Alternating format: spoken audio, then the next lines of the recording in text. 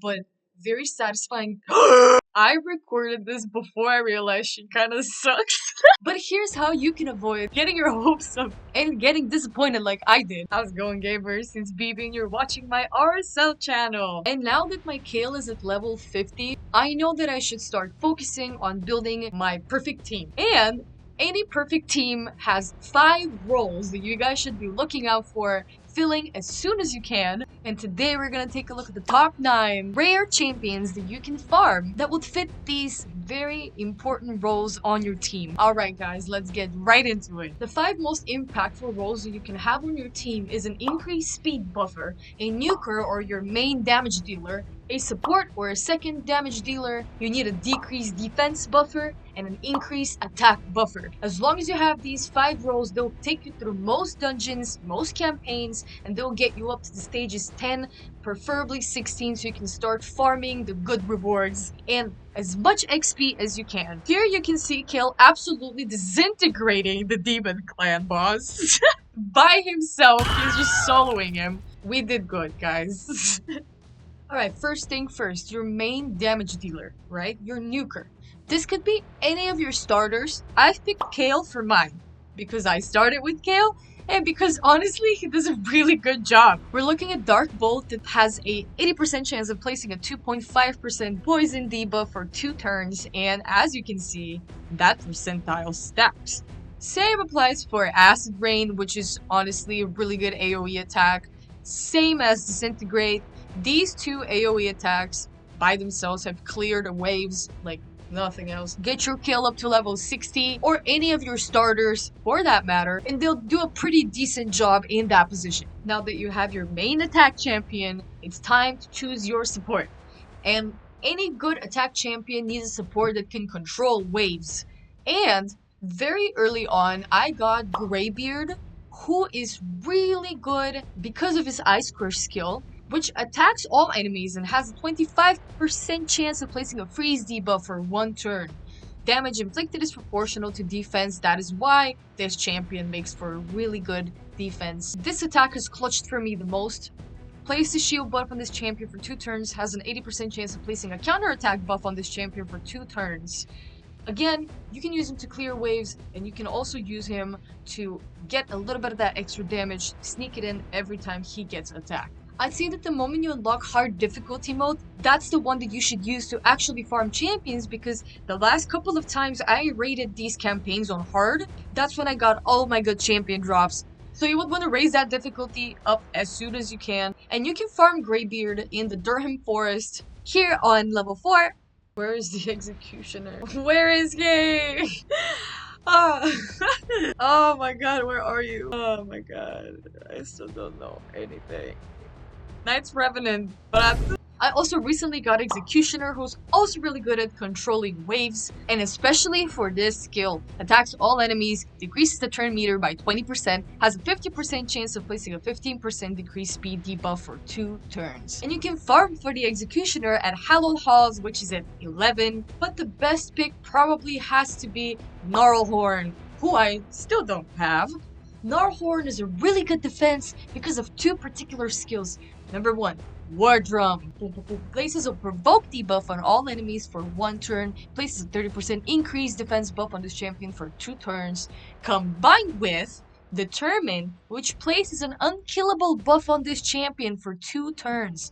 Yes, the cooldown takes a little while, but as soon as you level up that skill, you ain't got no problems. However, the downside with Gnarlhorn is that you have to get lucky and get him from shard drops, namely mystery or ancient shards. Now that you have your main attacker and your support, you need speed. You need to go fast. An increased speed buffer is essential to have on your team, and I have 3 really good picks for you guys. Very early on, I got Harris, who came in clutch with this particular skill, Exhortation,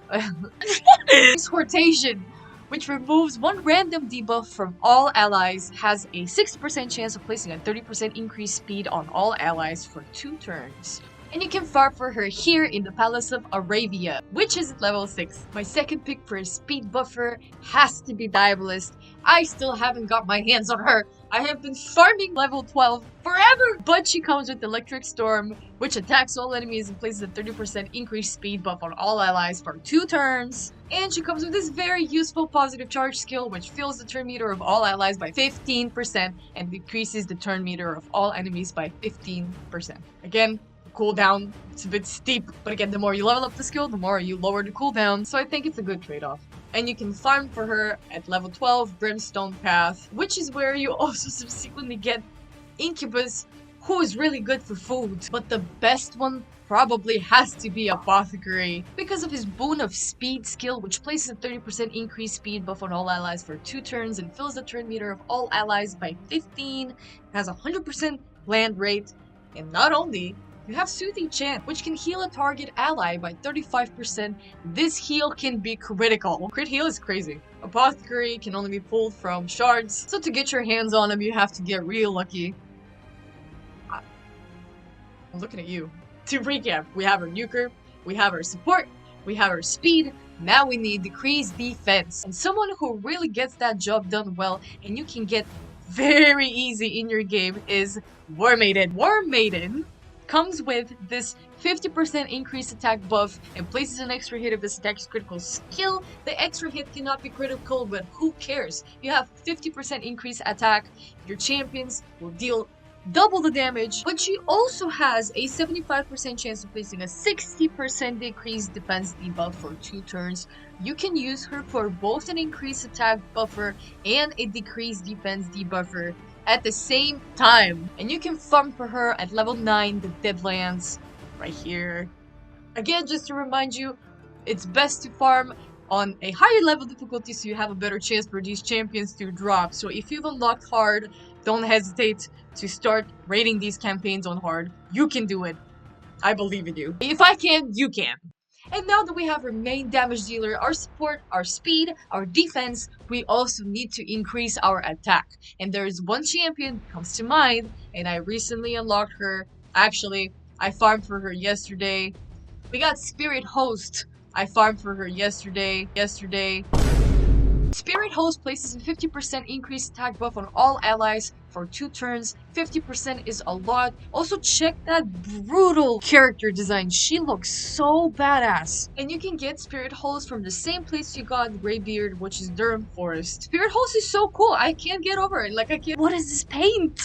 How did you get it to match your hair? I really want to learn her champion lore. How do you unlock someone's champion lore? I'm actually curious. Can you guys tell me in the comment section down below? See, it's taking a while until I build the team that I want as well. I have some of these, and some of these I don't. So the journey of obtaining them will be super exciting, and I'll take you with me along the way. We have Kale, who was on this list. We have Spirit Host, who was on this list. And we also have Greybeard right here. The other 2 are epics, but they work in great symbiosis together. For me, Ugo replaces War Maiden, and Thylesia currently for me is just kind of like a second attacker, and every once in a while she places is very useful. Decreased defense debuff for 2 turns. Every once in a while, she increases the duration of all debuffs for all enemies by 1 turn. That's also quite helpful. I use her mostly here in the spider stand, though she's been clutching recently. Like, I didn't expect her to actually slay so hard. These were my personal picks for the top 9 best rare champions that you can get early on in your game, and you should start leveling up as soon as possible. You will utilize them for quite some time because most of these are really easy to obtain. You're probably gonna start getting duplicates, and that is important because once you start getting dupes, you can actually use them to level up your skills, which is so helpful. And you really shouldn't be wasting your skill tomes on characters that drop from campaigns because you can just simply use their duplicates and they get the same job done. And man, I really wish I'd known this sooner. If you guys can think of any other better rare champions that you can fit in these roles, hit the comment section down below. Give me some advice. I would love to check out the champions that you guys suggest and love to get them on my team as well. I'm a hoarder. I'm a collector. This is what I enjoy most. Again, if you guys don't know this, you're actually missing out because you can start your account with a beginner promo link just like I did and get Ugo as a starter champion. Ugo is this beautiful lady right here. And not only do you get Ugo, you get 3 other epic champions completely for free. So click on my promo link down in the description box below to start your account with an incredible boost. And you'll get some other goodies in the meantime. So honestly, why not try it? You're literally not losing anything. You're losing more if you're not. I'm 100% sure that I wouldn't have gotten where I am without Ugo on my teams. So get on it, besties. And again, for more daily content, like this video, subscribe, share, talk to your friends, and most importantly, don't forget to have fun, you little rascals. Alright, I'll see you guys around. Peace out!